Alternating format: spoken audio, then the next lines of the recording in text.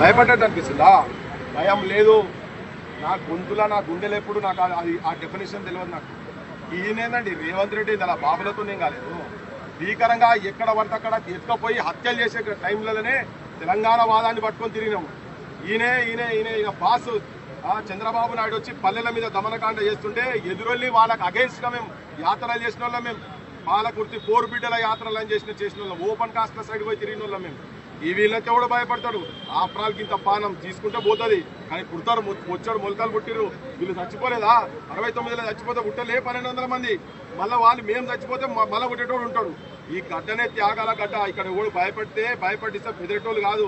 తర్వాత నువ్వు ఆడ బానిసత్వం చేసిన వాటికే నువ్వు ఆ ట్రైనింగ్ క్లాసెస్ పెట్టుకొని మా బోటలేదు అరెస్టులు చేస్తున్నావు, దాడులు చేస్తున్నావు, భయపడుతున్నావు అనుకోకు బిడ్డ. అంతిమ స్థాయి వరకు చీల్చి చెండాడుతాం ఒక్కొక్కరిని. ఈ ప్రాంత ఔన్నత్యాన్ని, ప్రాంత గౌరవాన్ని కాపాడేందుకు అమరుల సాక్షిగా వాళ్ళ ఆశయాలు నెరవేరేదాకా కొట్లాడుతూనే ఉంటాం.